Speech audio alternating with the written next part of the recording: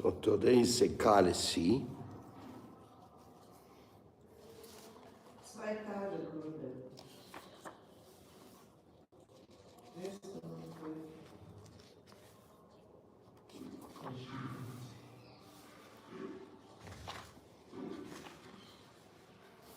Saphala Ekadasi. Saphala Ekadasi appears during the dark fortnight in the months of Posha, December, January. Ekadasi Devi comes every 15 days with special help for the Jivas. Each Ekadasi has her own special glories. She knows what the Jivas require because she is the embodiment of Krishna's energy.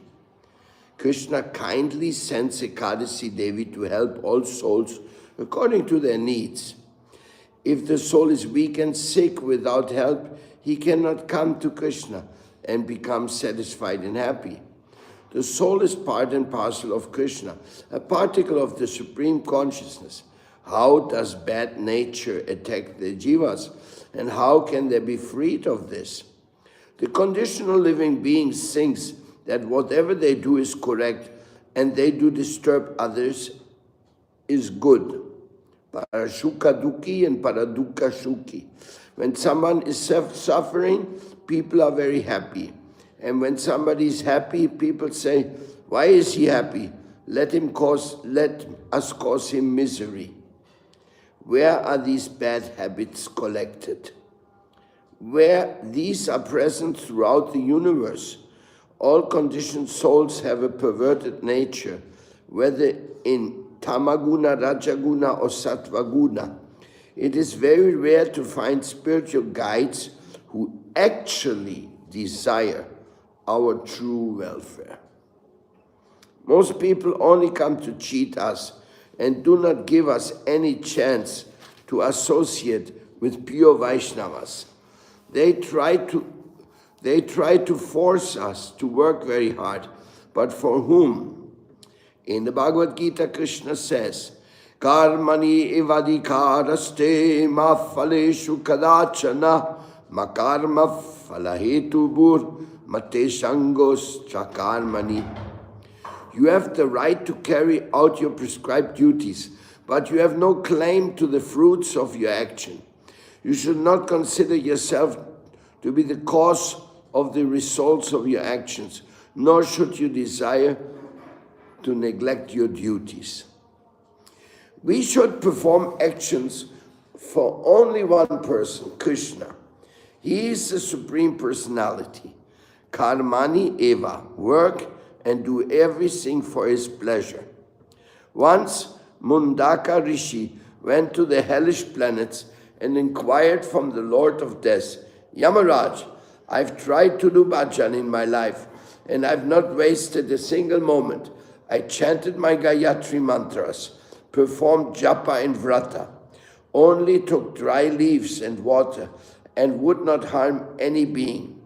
I would filter out any insects from the water, and would be careful before even breathing so as not to hurt anything. I would control my breath, reducing the amount of breath taken so as not to disturb any other living being. With great concentration, I meditated on Brahmapara Brahma. Why did you punish me? What was my fault? In my life, I only performed bhajan, but still the king's soldiers came and arrested me. They falsely accused me of stealing the king's property, and I was sentenced to impalement. Impalement means to put a stick through your chest. They placed me on the top of a wooden stake, trying to impale me. Why did this punishment come to me when I always used my body for God's service? Yamaraj asked his assistant, O Chitragupta, look at your papers and tell me what past karma he performed to receive such a punishment. Looking at the records of Mundaka Rishi's life, Chitragupta said, in your childhood, you grabbed the firefly and pushed a thorn into its backside, thus impaling it. Seeing its suffering, you became happy. Mundaka Rishi responded, "At that time I was not even 5 years old. I had no discrimination as to what is right or wrong. So why did you punish me like this? You should also go to the abode of birth and death. You will then understand the situation there. You are here as a king and do not understand the plight of the people on earth." Being cursed by Mundaka Rishi, Yamaraj took birth on earth as the great personality Vidura, son of Vyasadeva and brother of Dhritarashtra and Pandu. He looked to find where Dharma was present and who was following. He saw Dhritarashtra says he is the supreme ruler and he has arranged for the Pandavas who threaten his position and the position of his sons to be killed in so many ways. He tried to poison them, to burn them in a flammable palace as they slept, and so forth. He is always engaged in politics to kill his brother's children and deny them their rightful kingdom. He desired his own sons to be the foremost and supreme rulers. He is against Dharma. In the absence of his brother, Maharaj Pandu, Dhritarashtra should serve his nephews like a father, yet he always tormenting them. Vidura tried to advise his brother Dhritarashtra, but he would not listen. He was saddened to see the situation of Kunti and her sons, the Pandavas. Nonetheless, Kunti took care of the 100 sons of Dhritarashtra and Gandhari with the mood of a mother. Kunti thought that she had 105 sons, not 5. She would serve the sons of Gandhari with great affection. Still, they had no love or sympathy for the Pandavas. And when Vidura helped the Pandavas in any way, the Kauravas became very upset. Even when the grandsire Bhishma Pitamaha showed favor to the Pandavas, the Kauravas became envious and disturbed. Irreligious people in this world are thus always ready to destroy one another to achieve supremacy. Duryodhana, the chief son of Dhritarashtra, stole the kingdom of the Pandavas through a rigged gambling match and banished them to the forest. He gave them so much pain. One day, while residing in exile in the forest, Kunti's 5 sons came to her in distress. "Oh, mother, our life has been full of trouble. We have never been peaceful. We try to follow God, be honest, and always remember Him, but we are always assailed by troubles." The Pandavas had a righteous and compassionate nature. The eldest son, Yudhishthira Maharaj, would always call his cousins the name Suyodhana, meaning a good-hearted, and Dharmika Kshatriya, rather than his given name Duryodhana, meaning a cruel-hearted person. Yudhishthira Maharaj himself perfectly followed Dharma. He respected his cousins and the Kauravas, even though they were repeatedly tried to kill him and his brothers. When obstacles, abuse, and troubles oppress us, how should we respond? When we fall ill, when our mind is assaulted and overwhelmed by all the troubles in life, how do we follow Dharma in those difficult times? In the forest, Kunti encouraged her 5 sons. "Your uncle Vidura is the embodiment of Dharma. Take his advice and follow it. Then you will be detached from all disturbances of this world. You will always be protected and absorbed in your proper duty." The Pandavas arranged to meet with Vidura. He was always worshipping Lord Krishna and never disturbed by external affairs. When the Pandavas came and offered his obeisances, Vidura said, "I know why you have come to me. You are honest and always follow Dharma, but still so much trouble tormented you. I am present in the service of God. He is your Krishna, Devaki Nandana." He would not say Yashodanandana. Devaki Nandana is Bhagavan, Vidura said. I worship him and will call him to help you.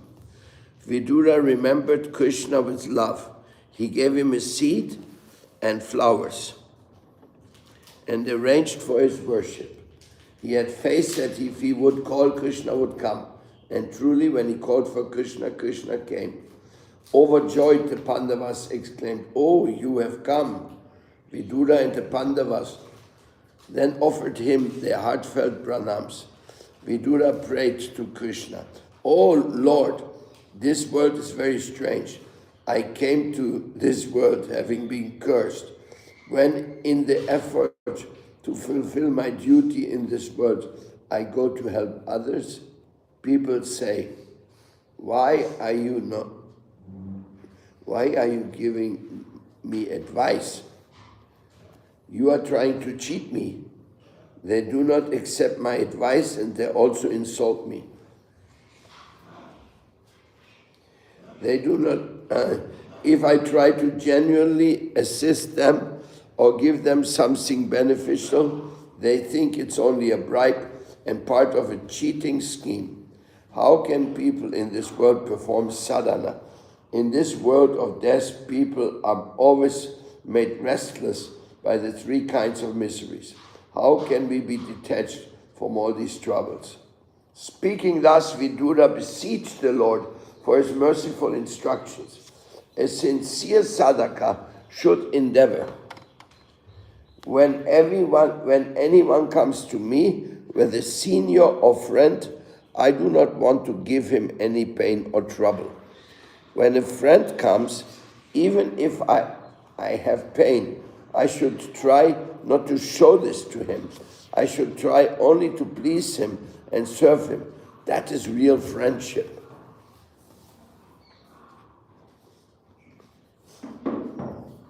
When a husband returns home from hard work, his wife begins to complain, saying, "This is bad, this is lacking, this is unacceptable. You do not take care of me. You do not buy me nice things." She nags him so much that he cannot sleep at night because becomes weak and sick and does not eat. Then she says, "You must have bad character, therefore you are suffering and frail." She always gives him attention and abuses. But when he is under stress, we should not behave like this towards others. Sanatan, we don't need to think of our own welfare. Have faith that God is acting in your best interest. With this mood, do everything for God's pleasure. He will think about our welfare. If we only offer him garbage and complaints, our love and worship will be impure and temporary. Kitchen doors open. Cierra la puerta.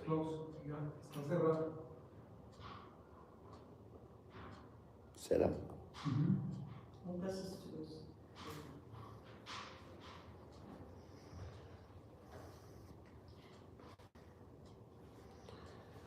It is actually only cruelty and the opposite of love and affection.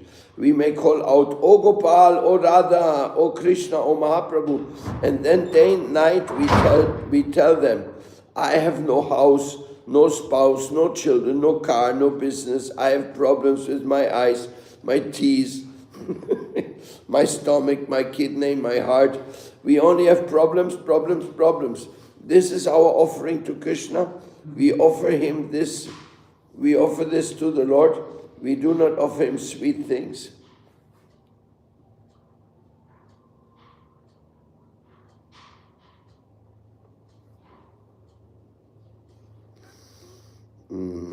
Krishna thinks, what can I do? They call me by force and then they beat and punish me.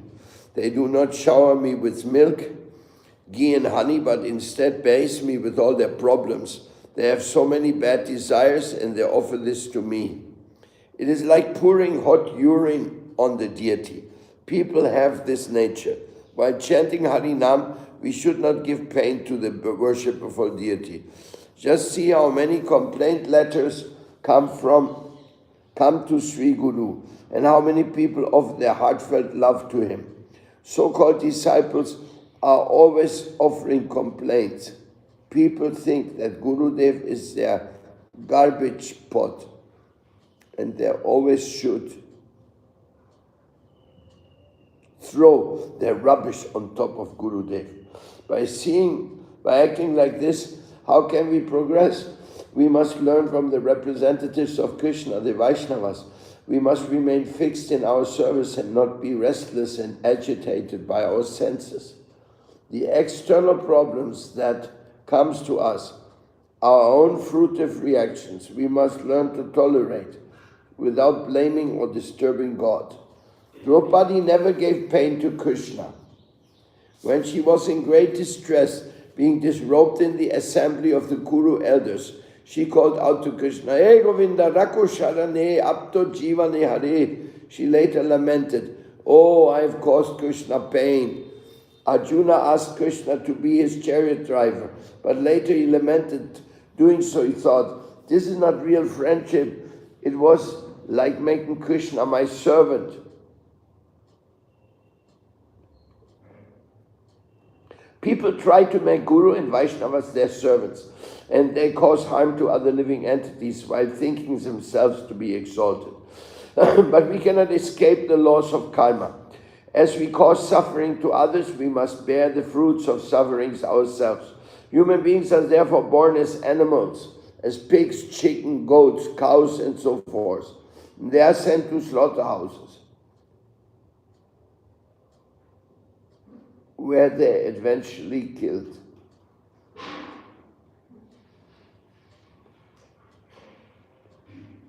And eaten. Before we had killed or given great pain to others, therefore we were born as animals, tortured to death, and then the priests and other kinds of man ate your flesh. This is our punishment. We must understand this. Tatenu kampam shushamiksamanu gunjani vatma kritam vipakam ridvakvapubir vidatam namaste jivete yobukti bate sabaitayavak. Srimad Bhagavatam 10:14-8. A person is entitled to the treasure of service to lotus feet of God, who redeems us of our worldly bondage. If he lives with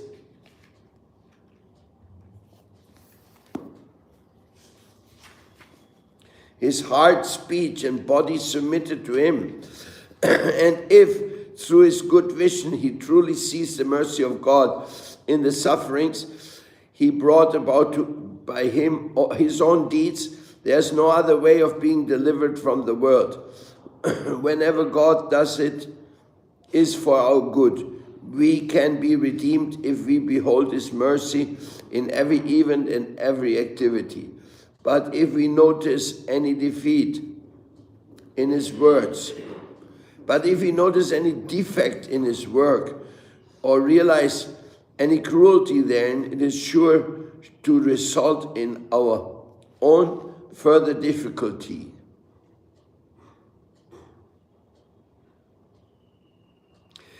In the conditional stage, if people serve us, we are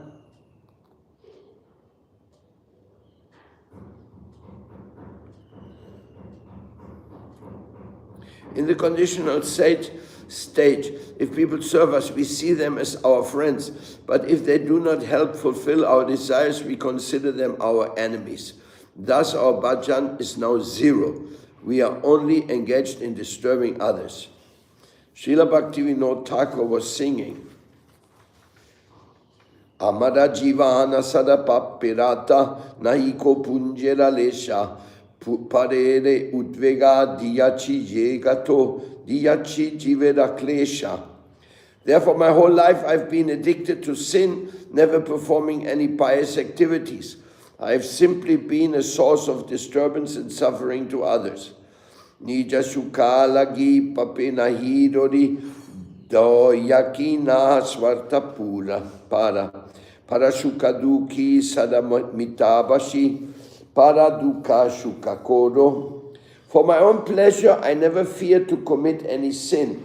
I am devoid of piety, full of selfishness, and I am an incorrigible liar.